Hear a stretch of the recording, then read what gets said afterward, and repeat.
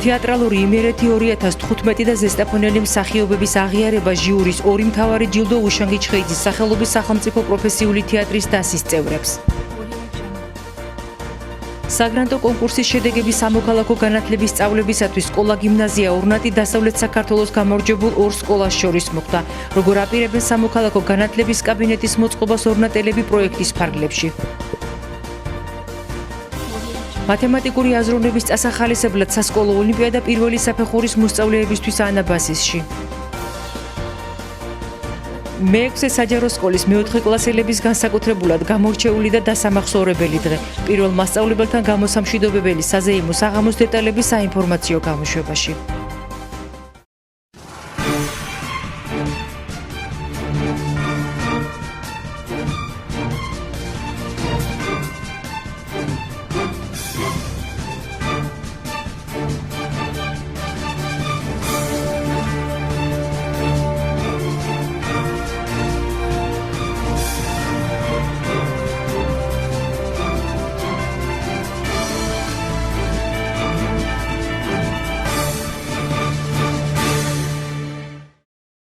რეგიონალურ ფესტივალზე თეატრალური იმერეთი 2015 ჟიურის ორი მთავარი ნომინაცია ზესტაფონელმა მსახიობებმა დაისაკუთრეს.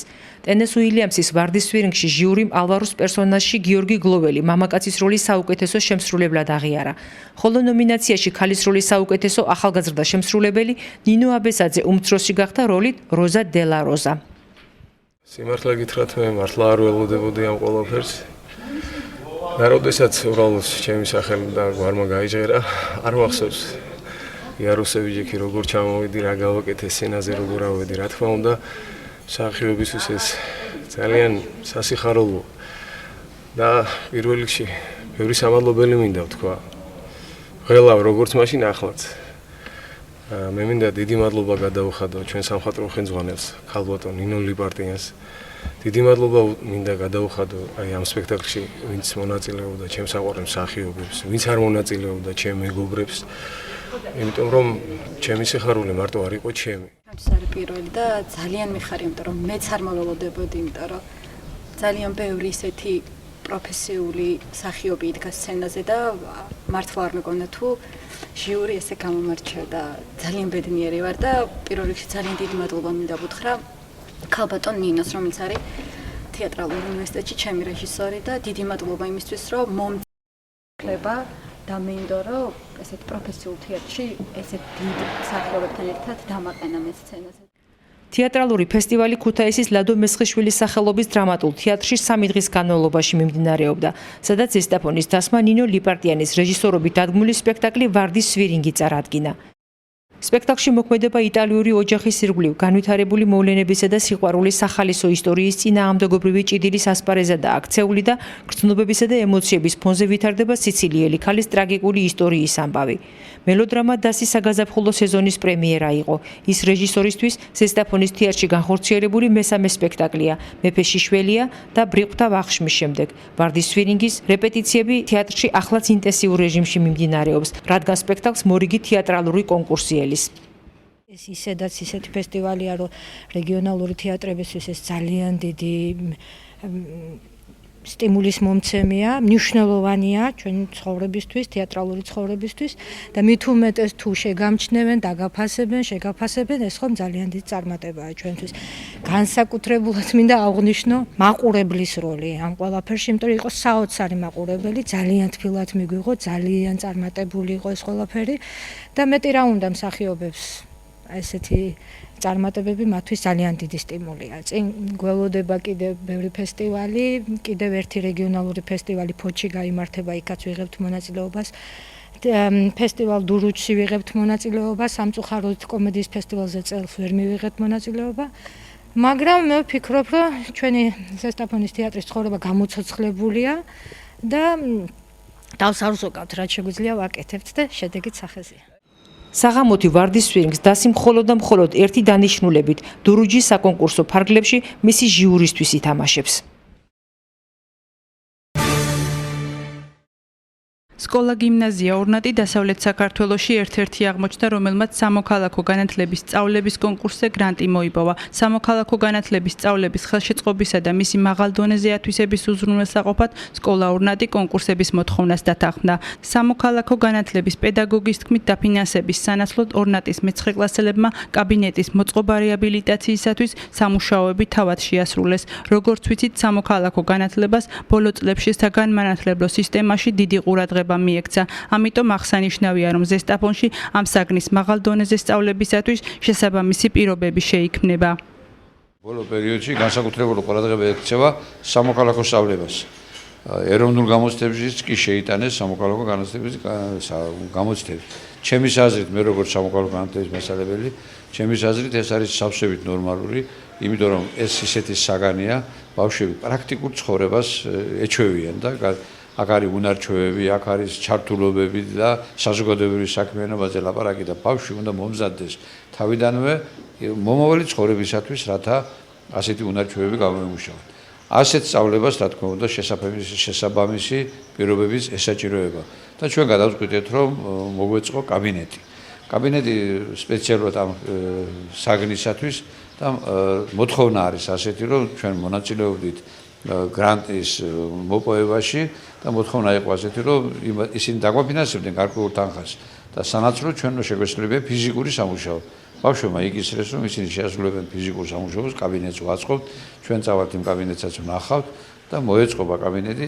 დასავლეთ საქართველოში ეს გრანტი მოიგო ორმა სკოლამ, ორნატმა და ხარაგაულის რაიონის სოფელ ბორის სკოლა-ინტერნატმა. მე-9 კლასელთა განცხადებით სამუშაო პროცესში აქტიურად მიღებული მონაწილეობის შემდეგ სამართლიანად დაიმსახურეს კაბინეტისთვის საჭირო ინფრასტრუქტურაც. ჩვენ დავალებული გქონდა და მოთხოვნა იყო თუ შევასრულებდით ამ ფიზიკურ სამუშაოს და მოეხმარებოდით ჩვენს დირექტორს ამ კაბინეტის მოწყობაში, ჩვენ გვექნებოდა დაფინანსება და მივიღებდით ამ კაბინეტს მრგვალ მაგიდეს, რომელიც დებატებისთვის არის საჭირო და სკამებს და მართლაც ეს შევასრულეთ ეს სამუშაო და შემდგომ ჩვენ ვიმედოვნებთ, რომ მომავალში გაიმართება ყოველთვის ასეთი ჭკვიანური კონფერენციები და სხვადასხვა გაკვეთილები ჩაგვიტარდება იქ და უფრო აგვიმაღლდება ცნობიერება და სამოქალაქო განათლებას უფრო დიდი დატვირთვა ექნება საერთოდ განათლებაში. პირველი საფეხურის მოსწავლეთა მობილიზაცია მათემატიკაში აზროვნების დონის წასახალისებლად დამოუკიდებელ სკოლაანაბასისში ოლიმპიადის შედეგების შეჯამებით და წარმატებული რეზულტატის მქონე მოზარდების დაჯილდოების ცერემონიით დასრულდა. მე მათემატიკაში ძალიან კარგად ვიმეცადინე და მივიღე დიდი ქულა და მივიღე აი ეს საჩუქრები. ყველაფრისთვის გმადლობთ. ამოცანა იყო 7 მეორე ტურში. პირველ ტურში 10. ძალიან მომეწონა ეს ამოცანები. არც ერთი ამოცანა არ გავჭირვებია. ძალიან კარგი ამოცანები იყო, ძალიან მომეწონა. რამდენიმეჯერ გავსულა მე ამ ოლიმპიადაზე და ძალიან კარგია, რომ ბავშვი აზროვნებს. და ვფიქრობ, რომ იმედი მაქვს, რომ უმაღლეს შეფასებას მივიღებ. გამოცდილების მხრივ ბავშვებისთვის სირთულე არ იყო, რადგან ამოცანები არის ისეთი სიძლიერის, ძირითადად რაც პროგრამაში შედის, მაგრამ ამავე დროს სააზროვნო, ლოგიკურ აზროვნებას რომ მოითხოვს, ასეთი ამოცანებია. ბავშვები ძალიან პასუხისმგებლობით ეკიდებიან ამ ამოცანებს, დაკვირვებით მუშაობენ, იყო ძალიან ორგანიზებული. ეს ოლიმპიადა ჩატარდა 2 ეტაპად. სასკოლო ოლიმპიადაში მონაწილეობის გამოცდილება ანაბასისელებისთვის კარგად ნაცადი მეთოდია. მას არა მარტო აუცილებელ გამოცდილებად მიიჩნევენ, არამედ მოზარდთა ორგანიზებულობასა და დაკვირვებულობის უნარის გამომუშავების მთავარ ნიუანსადაც თვლიან. წლევანდელ კონკურსს ერთი სიახლეც დაემატა. წელს სიახლე იყო ამ მათემატიკური ოლიმპიადის მე-5 და მე-6 კლასების ჩართვა. აქამდე მხოლოდ მე-2, მე-3 და მე-4 კლასებში ტარდებოდა. შემდგომ წლებში არ არის გამორიცხული კიდევ უფრო მაღალი კლასების ჩავთოთ, იმიტომ რომ საკმაოდ დიდი დაინტერესება გამოიწვია და აგერ შედეგებიც ნახოთ, როგორი შედეგები აჩვენეს ჩვენმა მოსწავლეებმა. რაც შეეხება შედეგებს, ჩვენ დაინტერესებული ვართ, რომ გამოვავინოთ განსაკუთრებული მათემატიკური ნიჭის დაჯილდოებული ბავშვები, ვინც ჩვენ სკოლაში სწავლობს. ვარიანტებით შედგენილი იყო დონეების მიხედვით და იყო შედარებით ადვილი საკითხებით, საშუალო სირთულის და საკმაოდ მაღალი სირთულის და სწორედ საკმაოდ მაღალი სირთულის საკითხებზე გვინდოდა შეგვემოწმებია ამ ბავშვების დონე. მათემატიკური ხასიათის ოლიმპიადის გამართვაში ანაბასის მხარდამჭერებიც ყავდა. ღონისძიების და ჩვენი ოლიმპიადის სპონსორი, გენერალური სპონსორი ბანკი რესპუბლიკა არის. ბანკმა რესპუბლიკამ შესაძლებლობა მოგცა, რომ ბავშვებისათვის ოლიმპიადაში მიღწეული წარმატება მართლაც სამახსოვრო ყოფილიყო. დღეს სწორედ გამარჯვებულ მოსწავლეებს, საუკეთესო შედეგების მქონეებს გადაეცემათ საჩუქრები, რომელიც შეძენა მოხდა ბანკი რესპუბლიკის დაფინანსებით სწორედ. საბოლოო შედეგების მიხედვით 28 მოსწავლე პრიზიორთა შორის მოხვდა, რომელთაც შესაბამისი ხარისხის დიპლომები და საჩუქრები გადაეცათ. დიპლომების გარეშე არ დარჩენილან არც ის მონაწილეები, რომლებმაც კონკურსის პირველი ეტაპი წარმატებით დაძლიეს. ოლიმპიადაში მონაწილეთა რაოდენობამ ჯამში 150 მოსწავლეს გადააჭარბა.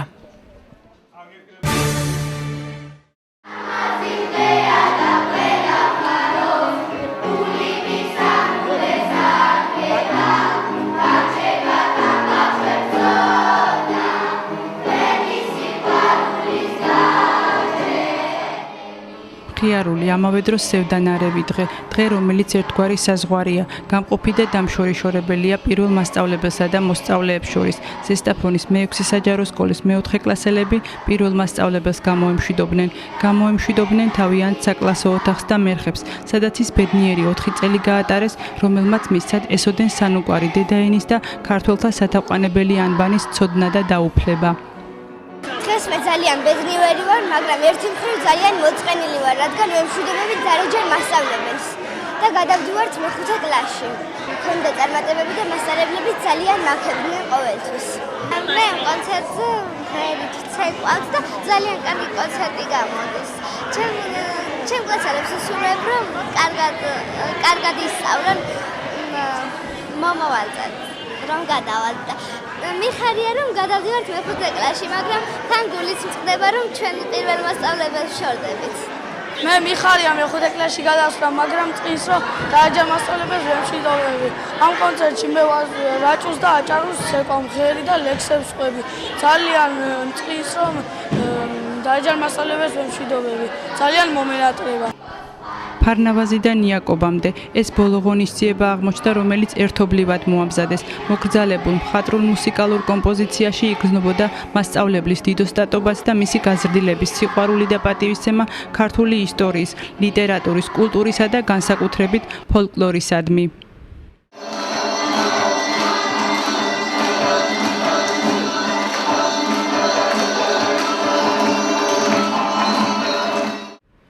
ერთსაათიან წარმოდგენაში პატარებმა მოახერხეს ფარნავაზიდან იაკობამდე, მესამე საუკუნიდან მე-20 საუკუნამდე ყველა ისტორიული და ლიტერატურული დეტალი გაეცოცხლებინათ. დიდი საზოგადო მოღვაწეების ცნობილი ციტატებითა და ლექსებით საკუთარი უნარი საუკეთესოდ წარმოაჩინეს და ამით პირველ პედაგოგს მასწავლებლისთვის ყველაზე უძვირფასესი საჩუქარი გაუკეთეს.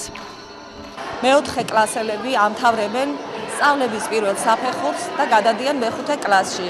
მათ მოამზადეს ღონისძიება მასწავლებელთან და მე-4 კლასთან გამოსათხოვებლად ფარნავაზიდან იაკობამდე ლიტერატურულ მუსიკალური კომპოზიცია. არიან ძალიან გახარებულები, იმიტომ რომ ზეიმისთვის ემზადებიან, ხოლო წყდებათ გული რომ ჩვენ ერთმანეთს ვცილდებით, მეც ძალიან განვიცდი ამას. იმათ კარგად დაამთავრეს მე-4 კლასი, წარმატებას მიაღწიეს და მე იმედი მაქვს რომ მეორე საფეხურზე განაგრძობენ ისეთივე შემართებით სწავლას, როგორაც ახლა სწავლობენ და განსაკუთრებული მადლობა დარეჯან მასწავლებელს, მშობლებმაც გადაუხადეს და მომავალში წარმატებები უსურვეს. ბედნიერება რომ ასეთი აღგრძელი, როგორც მათ ყავთ, ეყოლებათ. ქალბატონი დარეჯან ჩუბურიძე მუშაობდა ძალიან მონდომებით, პროფესიონალურ დონეზე და ბევრი გააკეთა. მადლობის მეტი არაფერი გვეთქმის.